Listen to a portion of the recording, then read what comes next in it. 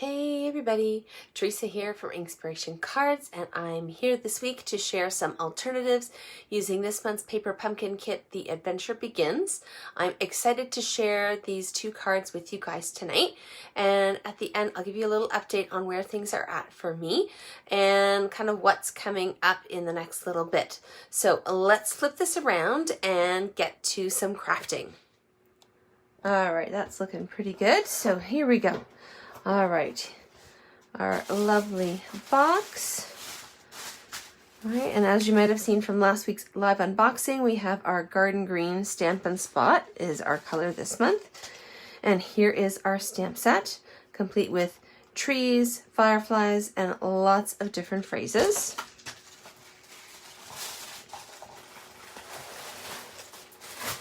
And then here is the kit itself. So last week I shared these three cards, the originals, with you. And so this week I'm going to share a few alternatives. So I'm going to dig out just a few extra pieces here. So the adhesive back sequins, my glue dots, and my dimensionals always come in handy. And I'm also going to dig out some of the die cuts at the back here. And of course they're hiding at the back. There we go. All right, so I'm just gonna set these off to the side. Now when I first opened up this month's kit and started kind of playing around with them, I knew I wanted to deconstruct one of the cards, and that's what I've done. So I've got a piece of basic white cardstock, and then I cut the front part off of one of the card bases. As you can see, it's the one with the lantern here. So what I'm going to do is I'm going to start off by folding this in half.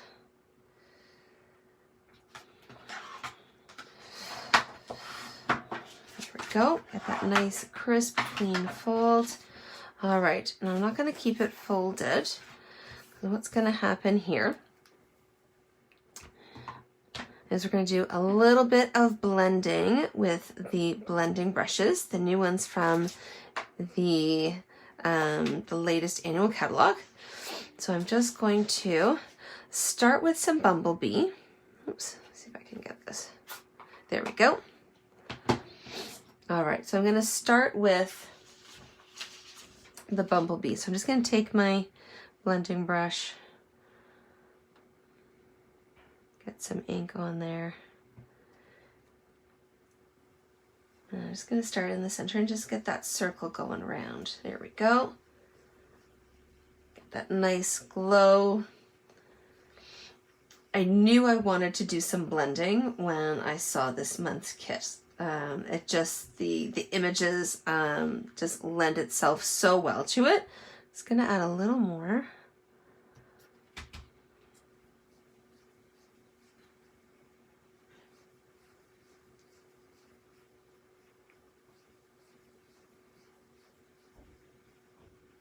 There we go. All right. And sometimes I'll just wash. At this time I'm going to do kind of like the blender pens, if you're familiar with those. And all you do is just, to get whatever ink off your blender pen, you're just going to scribble on a scrap piece of paper until no more ink comes off. And that's looking pretty good here. I will give this a wash later. Not that it really needs it. That's just something that, for me, makes me feel better. There we go. Okay, so there's no more Bumble Bee coming off of there. So I'm just going to close that up and set that aside. And I'm going to pull in a little bit of Calypso Coral. So both of these are coordinating colors with this month's kit. And just to make sure I don't end up with any, should be okay. There we go. All right, so again, just circular motion, get that ink on there. There we go. And I'm just gonna tap that a little bit there before I start to blend. So I'm just gonna overlap the two colors, hence the blending. So there we go. And I'm not going to worry about getting all the way to the edges. And you'll see why in a minute. I'm gonna get a little bit more. And so the trick is when you're sponging or blending, you want to start off the page, usually off your piece of cardstock, and then start to blend. So because I'm not doing that, I'm gonna tap it on that piece of paper just to get any excess off. You don't need a big blob of ink. Doesn't lend it very wet, doesn't lend itself to blending if you got a big blob. So there we go. All right, so we got that nice Bumble Bee center, and then we've got some Calypso Coral blending in and going around the edges.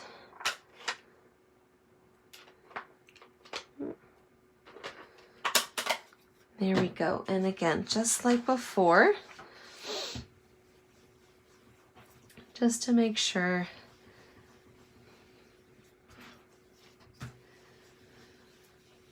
so you can see not a lot is coming off. There we go. All right, so I'm going to set that aside. And then we're going to pop this guy out.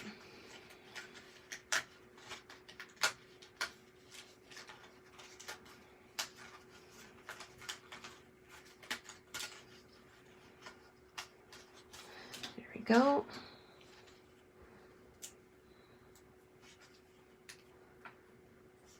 And just get these side pieces.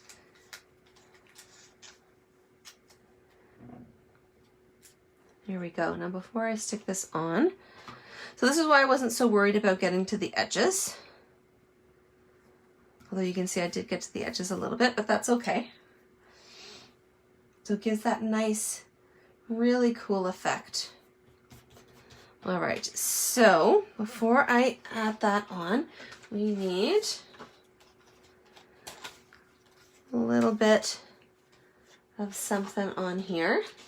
And so we're going to use the circle die cut. I'm going to flip that over there. And of course, oh, hang on, I actually forgot one thing I wanted to do. I want to give that time to dry. So before I add those, I wanted to add a couple of fireflies. There we go.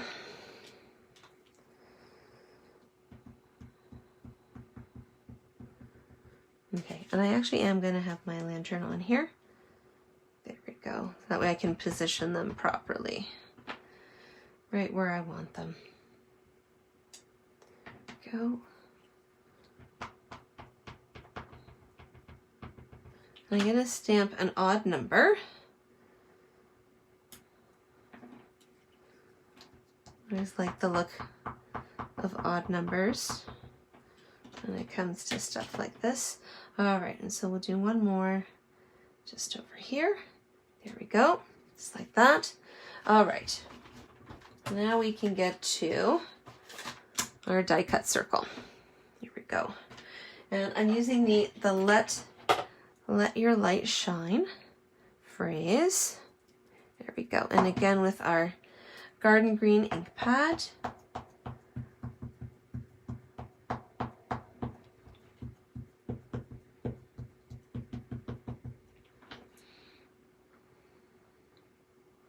There we go. Get that as centered as it can. Give that a peel. Perfect. There we go. All right. So let's pull our card base back in here. So I can fold this in half now. Okay, and on the back of this are gonna go a few dimensionals. So definitely need one in the center of our lantern there. And each of the four corners. I'm actually going to grab a little bit of the edge here as well. So don't forget, so don't toss out the edges of your dimensionals once you've used them all. Because those little edge pieces come in handy, especially on something like this where you want a little bit of something to help keep it propped up, but you're not sure if a full dimensional will fit. I'm just going to throw one more down here. There we go. And I'll just peel these off.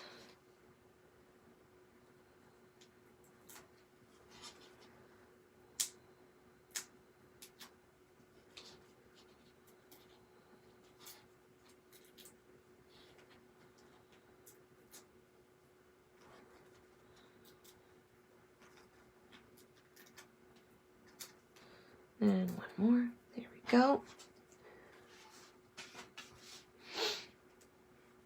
All right, so this is just going to go right there in the center.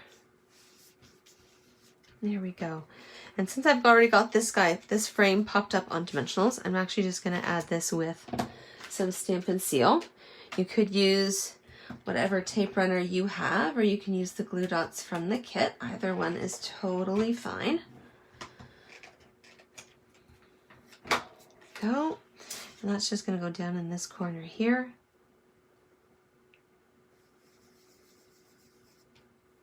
There we go. And of course, my favorite piece from this month's kit are these lovely adhesive back sequins. So there we go. And again, just gonna odd numbers, just in these nice little white spaces. There we go. All right, so there is our first alternative with this month's paper pumpkin kit. All right, now the next one is going to be a little different. So I was taking apart a couple of envelopes for my projects for my upcoming online paper pumpkin class. And so I'm using some of the leftover pieces for this card here. So I'm just going to use a basic black piece of cardstock for my card base. Just going to trim. Looking like it's almost time for me to change the blade on my trimmer. Getting those fuzzy edges. Okay. All right, and then I've got two pieces of basic white. So one's going to go on the inside here. With just that nice little firefly. Love these guys, and just to add a little something to the inside of the card.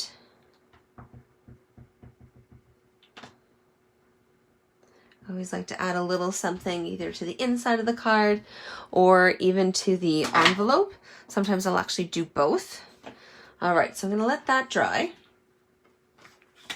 And what is going to happen here is we're actually going to use,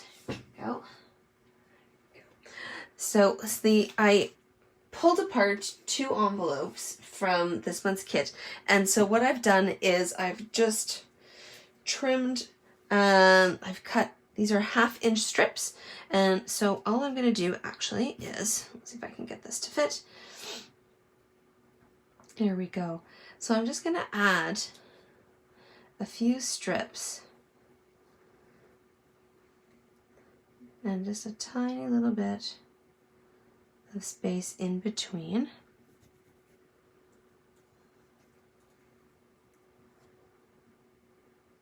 And so this is going to fill up our card.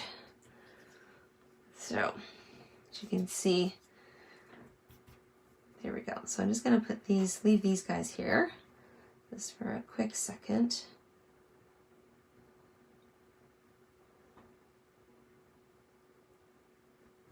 And sometimes you want to be a little careful with your envelopes because sometimes they don't cut as cleanly as the cardstock. They are a little bit, right? The material is a little bit thinner. So you do want to be careful. I'm just going to add a little bit of liquid glue. Oops. There we go. So this is going to be kind of our center point. There we go. And then I'm just going to build out from here.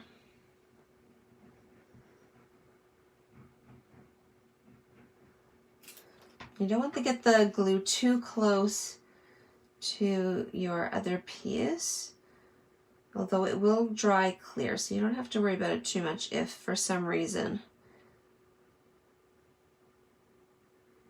you get a little too much and so it kind of splooshes out. There we go. All right, and I want this a little bit,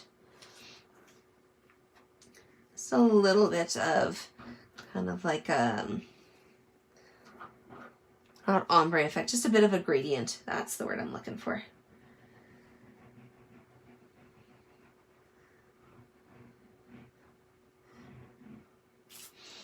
Not quite as smooth as with the blends, but still gives a little bit of something. There we go.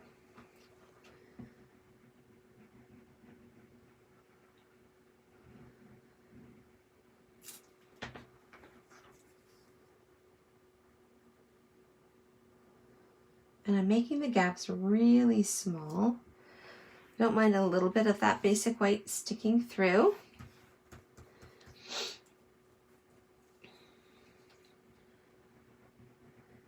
There we go.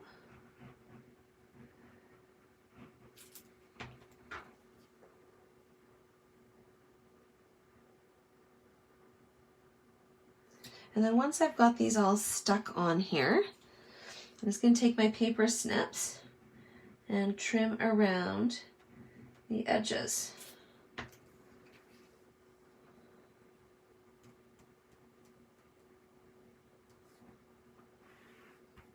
we go. And I definitely want this part covered.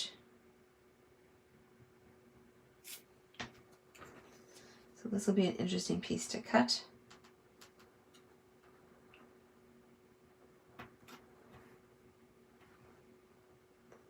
There we go.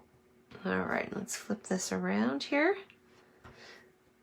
And I've got a few other strips here. There we go. So again, just to get a little bit of that contrast, a little bit of a gradient.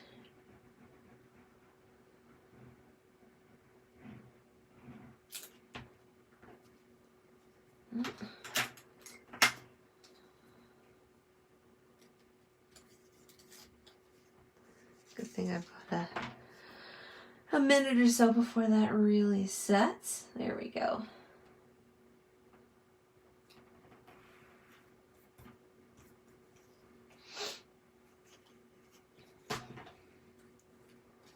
Some of these came out a little smoother than others. But yeah, so when that happens, just take your scissors and just kind of run them along the edge. You don't actually need to cut. Just kind of take the sharp edge, and the paper snips are good for that because the edges are quite sharp. There we go. And you just kind of use the edges of your scissors to shave off those fuzzy edges.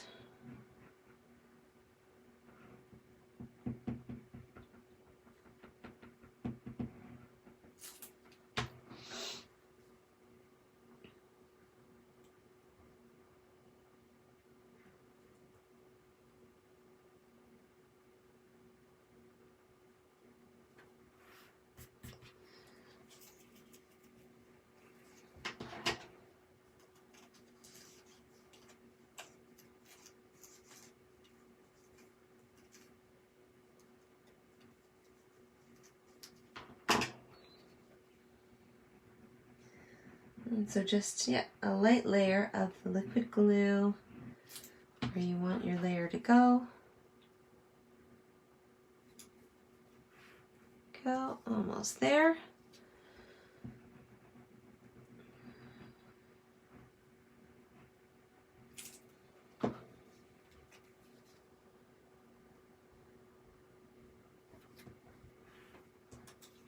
And here we go, one more.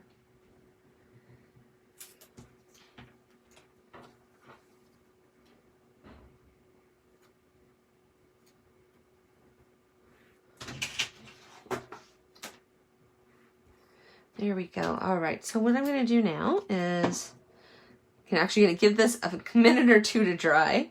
So while I let that dry, I'm going to grab, there we go. You know what? I think I'm going to go with one of these here. There we go. One of our long banners. All right, and on here, I love the dream big, aim high phrase. Let's use that one here.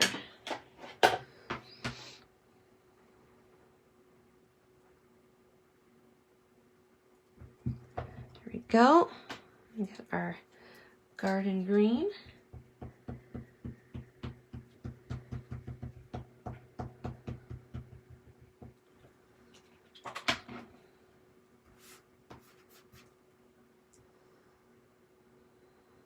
And I'm going to actually do that a little more towards the open end of our banner.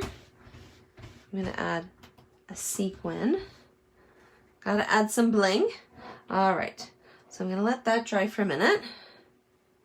And this hopefully is good to go. So let's flip this over.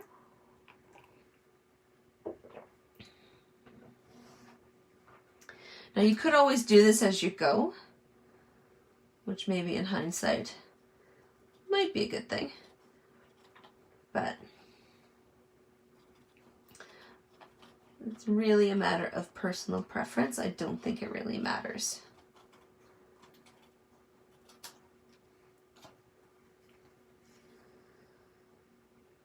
You just want to cut those strips as close to the edge of your cardstock as you can.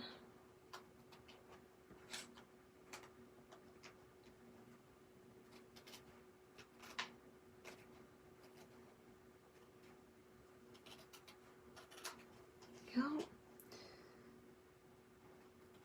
Home stretch, almost there.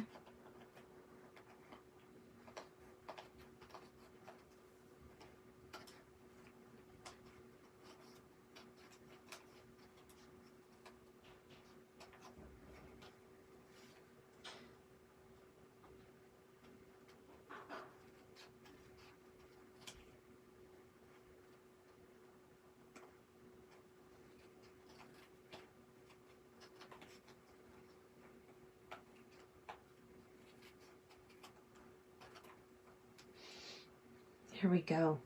Okay.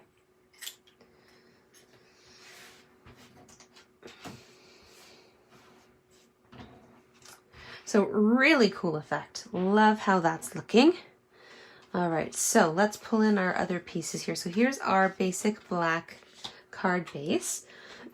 And I like the basic black because I think it'll really help the other colors pop. So again, just going to use my Stampin' Seal on the back here. You definitely need a little something on the inside there.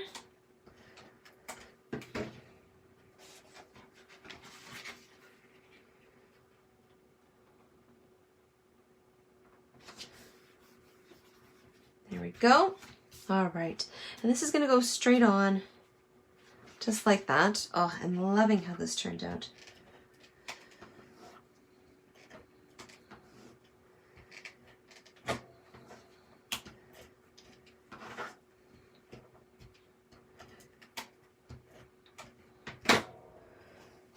All right, there we go. All right, so this is just going to go like that, right on top of our basic black card base.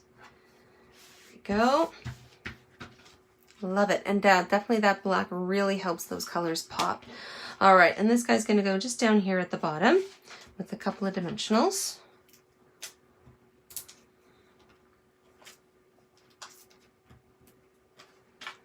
Go.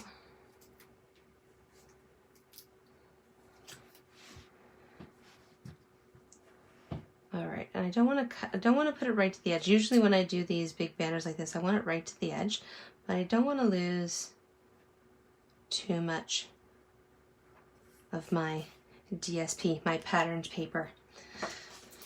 So I definitely want that poking through. All right, so here we have, actually, let's go with the little guys here, I think. Not too much orange going on here, and we'll just throw a few on.